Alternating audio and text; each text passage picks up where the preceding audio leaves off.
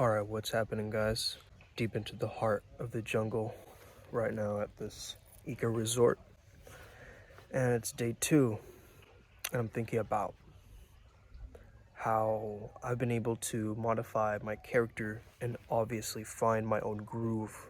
Let's get it today. Yeah. I'm inspired. I'm inspired. Hey there, guys, what's happening? My name is Sumet Chatterjee from the Flow Zone Academy, and I'm a flow state coach, which means that I help you feel better and perform better. So today I'm thinking about finding your groove. A lot of the times we need silence, we need retreat to be able to find our pocket, find our groove. Roosters over here. All right. I've been thinking about my purpose a lot and what it means to be a flow state catalyst on this planet, and really being able to be around nature like this is helping me understand a few things. First of all, we've got to find our primal side again. We've got to be able to connect to the jungle and the heart of nature, because that's really where we find a lot of the synchronicity and the different patterns that show up in our own lives, right? The chaos of nature, we see a tree and it's misshapen, but we look at people and we think that, the beauty is gone in this person, but everybody has their own way of expressing their own beauty and their truth. When you're in flow state, you're focusing very primarily on a specific task, but you're missing the wide angle gaze, the vision, the wider perspective, the bigger perspective. And oftentimes, sanctuaries like this, you're not going to find your life purpose here, obviously.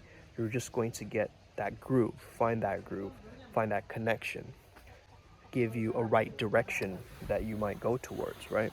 Because oftentimes we as people, we get so caught up, in our heads that we forget to be in our bodies. We forget to embody, ground ourselves, be connected to nature. As I am slowly understanding and being connected to nature and seeing nature around me, it's teaching me some very, very deep realizations and understandings. Deep in the jungle, it's all about survival, right? So we're getting to our core, but also it's like as within, so without, right? So I'm seeing this jungle, forests, and I am noticing my own internal jungle within the chaos, the primal side, being able to, tap into that and really trying to weave, what is it really teaching me? What is this really showing me? I can just rest in my gratitude and feel it, embody it, have a reference for this that I can carry with me now through my character, through my avatar. Basically, AZD asked me a question and he was like, towards my character, do you really want to look like this? And I said, no. I know the changes that basically need to be made. And he asked me the question of, what are you waiting for? I don't know what I'm waiting for. That's a very good question. What am I waiting for? Why am I procrastinating, on this character upgrade? A lot of the times we do things to appease to other people, But I think it's so important to do things for ourselves because, hey, we're here for a temporary time, man. You know what I mean? We're not going to be here forever. So it's time to make those choices and understand that change is the norm. Evolution is the sequence. You're constantly going to be shifting and refining through different ways, man. You're not going to be the same. You're not going to, be the same person that you were 5 years ago, 2 years ago, 6 months ago, yesterday. Yesterday I was a completely different person. Today I'm a completely different person. And that's how quickly change is happening. So when you start to understand that, you start to give yourself more permission to do what you want. There's a lot of tea gardens and stuff here. It's really cool, man. Like seeing these plants or whatever, you don't think it's like, oh, that's tea right there. Like, I don't see that. I see tea in a cup in front of me. But I don't recognize that there are gardens for tea where people are actually cultivating it and taking care of it. And there's like a first flush and a second flush, right? There's a whole process that goes into it. The cultivation process. We have an awakening, right? A moment where we wake up to the reality of the world and what's really going on. But we need to cultivate that. It's like a seed that has been planted. The seed and the maturation of that seed for the character that is blossoming right now. So that's the thing, right? Being here, it's like I'm a seed that has been planted. Few character shifts happening. I love the weather here, by the way. I know some people are saying, oh, it's cold or whatever. No. During the day, it's amazing. It's amazing. And the seed is sprouting, right? But it's an internal seed. It's a seed of creativity. It's a seed of just simply resting in that presence and that oneness and that deep connection with truth, with eternity. As a man, you can rest in your own eternity. I notice, like, if you have a weird thought in your head, you know, like, oh, what if this person thinks of my inadequacies or whatever, your certain body language is, or you overhear someone gossiping about you, how you're not good enough or whatever. Imagine that's happening, and now notice what it does to your body. You start to constrict. You start to panic. You feel a tightening of the chest. The solar plexus closes up, right? You start to think about all of the different possibilities in your mind. I noticed my anxiety real time as it was happening. The heart beating faster. You know, this kind of tight, sickening feeling. It's like almost in the back of my neck, lower to my chest, like that area, right? It's like that area. It's like a stretching and a tightening of that muscle and a caving in of my chest. And I got really, really clear on what this anxiety feels like.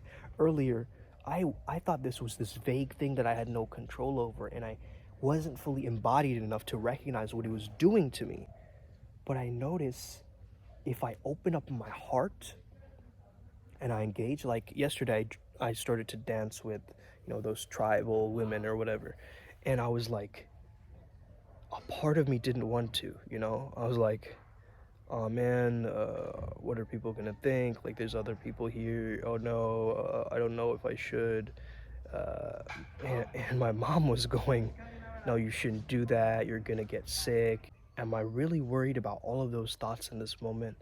Or am I enjoying the music and enjoying the sensation of this trance-like ritual that is being created right in front of me, man?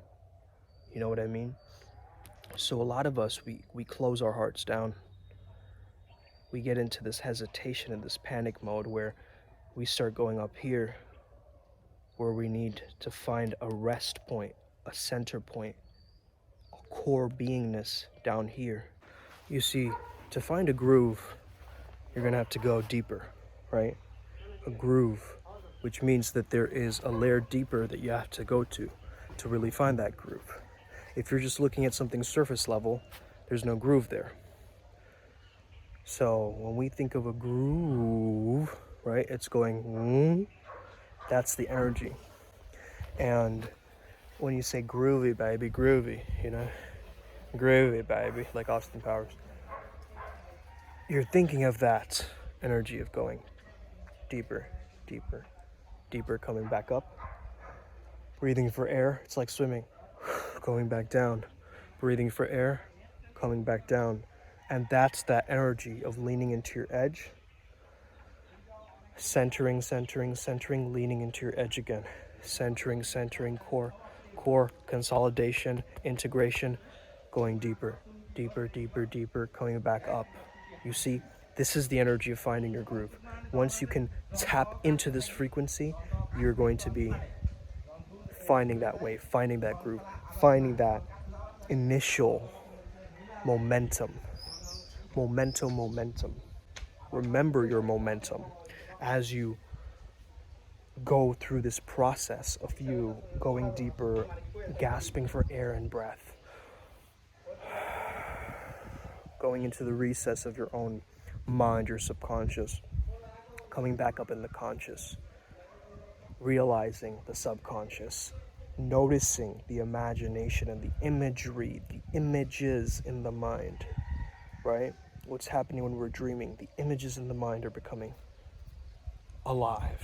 And these images in the mind are just stress relief, right? They're things which we haven't processed, which are processing through our dreams. They're not nightmares, right? This is like a disc cleanup that's happening for you right now. And you're seeing all these images coming out, the toxic images coming in, of all that's filled in the mind and all the stuff that you haven't really, thought about yet or ever considered yet. Like, imagine just completely changing and transforming your life, dropping everything at the drop of a hat and moving somewhere like I did.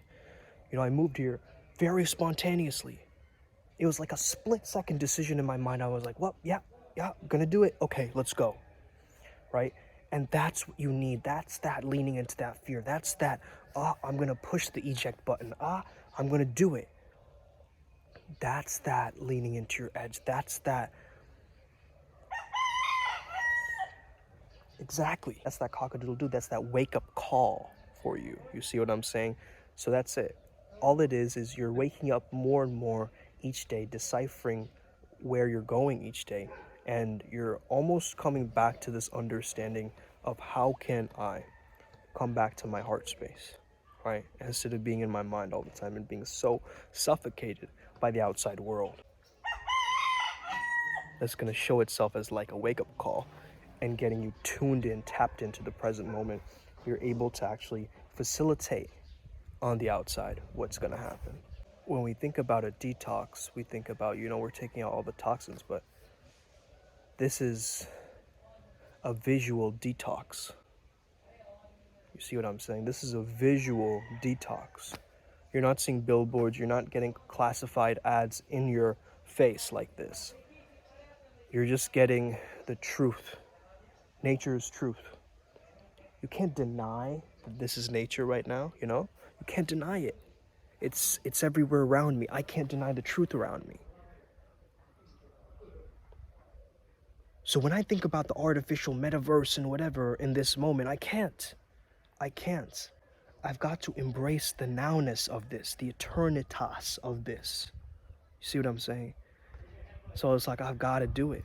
I've got to engage with this in some way. There's a swing set there. Let me tap into my natural self, into my childlike self, into my innocence again, to be able to actually tap into this, right? Because why not? That's the energy. So, why not? Resting in eternity, resting in stillness, and expanding outward. Straight spine as a man, feet firmly planted on the ground, but loose, not rigid, not stiff, not like I need to be like this, but this is my natural way of being. You need to make love to the present moment. That's it. That's that energy. That's finding your groove.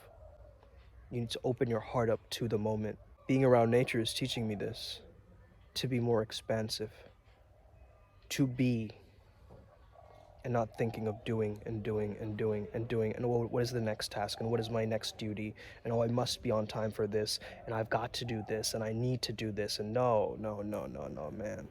Focus on the stillness and the presence and the rejuvenation and the replenishing quality that life gives you, the abundance that is around you, man. Don't be so attached to the constraints of what society is programming you to do. Actually, like being here when there is less programming, being around nature where there's less programming, being in the forest where there's less programming. Because in the forest, it's wild, it's free, you're roaming in the freedom of what the world is. I'm starting to recognize what is real and fake because, man, in the city, it's so easy to be conditioned. And hey, around you, of course, there are billboards and stuff. Like when I was coming into this place, right? Of course, there are billboards and like city things and like Xerox machines and things like this.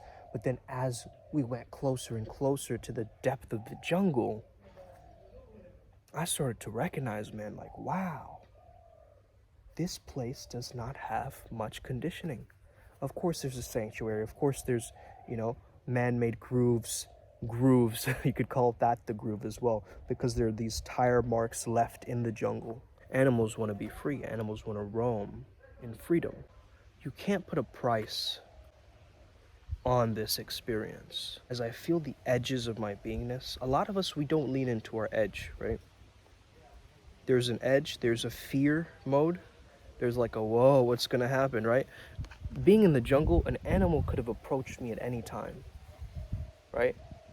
There could have been any, rhino. There could be, a cheetah. This place is filled with cheetahs, apparently. You know what? I was like, man, I'm open to it all. I was like, I'm so open to it all.